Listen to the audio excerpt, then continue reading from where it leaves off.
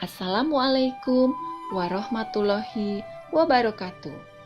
Halo semuanya, bagaimana kabarnya hari ini? Semoga sehat selalu ya. Adik-adik, sebagai masyarakat Indonesia, pasti sudah tahu bahwa setiap tanggal 17 Agustus dijadikan sebagai Hari Kemerdekaan Indonesia, di mana Indonesia untuk pertama kalinya memerdekakan diri dari penjajahan. Soekarno selaku Presiden pertama Indonesia memproklamasikan kemerdekaan Indonesia yang terjadi pada tahun 1945 bertepatan ketika bulan Ramadan 1365 Hijriah, tepatnya terjadi pada hari Jumat tanggal 17 Agustus 1945. Bukan hal mudah untuk memproklamasikan kemerdekaan Indonesia. Ada sejarah panjang dan juga tumpah darah yang telah dirasakan oleh pendahulu kita. Berikut ini beberapa sejarah yang memutuskan tanggal 17 Agustus menjadi Hari Kemerdekaan Indonesia.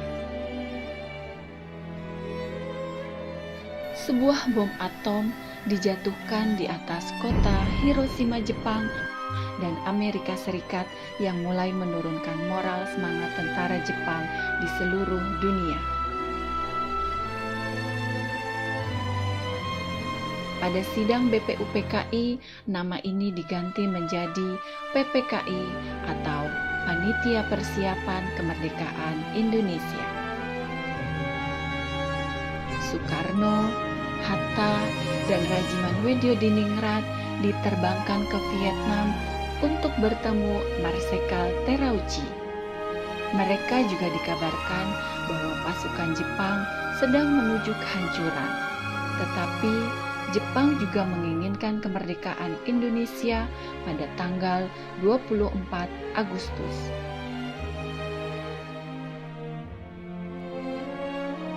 Sementara itu, di Indonesia, Sultan Syahrir telah mendengar berita lewat radio bahwa Jepang telah menyerah kepada sekutu.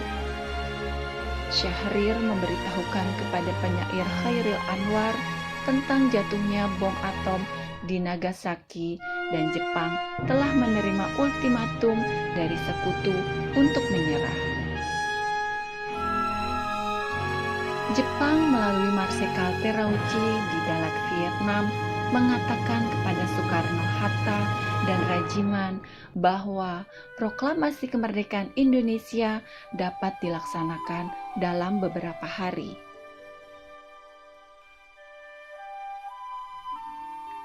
Saat Soekarno, Hatta, dan Rajiman Weddiodiningrat kembali ke tanah air dari Dalat 200 km di sebelah timur laut dari Saigon, Syahrir mendesak agar Soekarno segera memproklamasikan kemerdekaan karena menganggap hasil pertemuan di Dalat sebagai tipu busuk Jepang.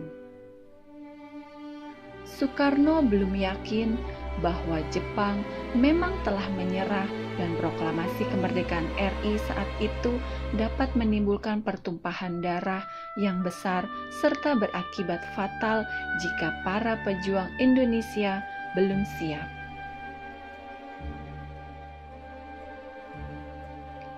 Jepang menyerah kepada sekutu, tentara dan angkatan laut. Jepang masih berkuasa di Indonesia karena Jepang telah berjanji akan mengembalikan kekuasaan di Indonesia ke tangan Belanda. Setelah mendengar desas-desus Jepang bakal bertekuk lutut, Soekarno dan Hatta mendatangi penguasa militer Jepang untuk memperoleh konfirmasi di kantornya di Koningsplein, Medan Merdeka, namun kantor tersebut kosong. Soekarno dan Hatta bersama Subarjo kemudian ke kantor Bukanfu Laksamana Maida di Jalan Imam Bonjol. Maida menyambut kedatangan mereka dengan atas keberhasilan mereka di Dalat sambil menjawab ia belum menerima konfirmasi serta masih menunggu instruksi dari Tokyo. Perundingan antara golongan muda dan golongan tua dalam penyusunan teks proklamasi kemerdekaan Indonesia berlangsung pukul 2 sampai 4 dini hari.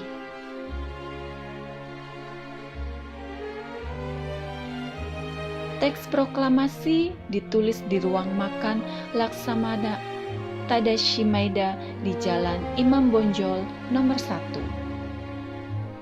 Para penyusun teks proklamasi itu adalah Insinyur Soekarno, Dr. Andes Muhammad Hatta, dan Mr. Ahmad Subarjo. Konsep teks proklamasi ditulis oleh Insinyur Soekarno sendiri. Di ruang depan hadir BM Dia, Sayuti Malik, Soekarni, dan Sudiro. Soekarni mengusulkan agar yang menandatangani teks proklamasi itu adalah Insinyur Soekarno dan Dr. Andes Muhammad Hatta atas nama bangsa Indonesia.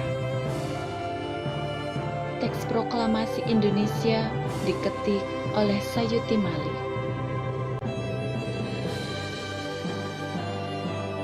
Pagi harinya 17 Agustus 1945 di kediaman Soekarno, Jalan Pegangsaan Timur 56 pada pukul 10, pembacaan teks proklamasi pun dilakukan oleh Soekarno.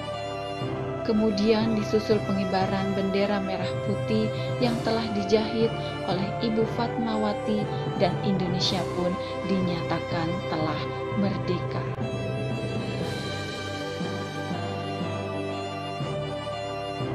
Nah, itulah sejarah singkat kemerdekaan Indonesia. Di zaman sekarang ini, adik-adik tidak perlu menggunakan senjata, melainkan belajar dengan baik dan bersungguh-sungguh, serta membawa nama baik orang tua, keluarga, sekolah, bangsa, dan negara dimanapun kita berada. Tetap menjadi anak baik dan kebanggaan orang tua. Sampai jumpa. Thanks for watching. Wassalamualaikum warahmatullahi wabarakatuh.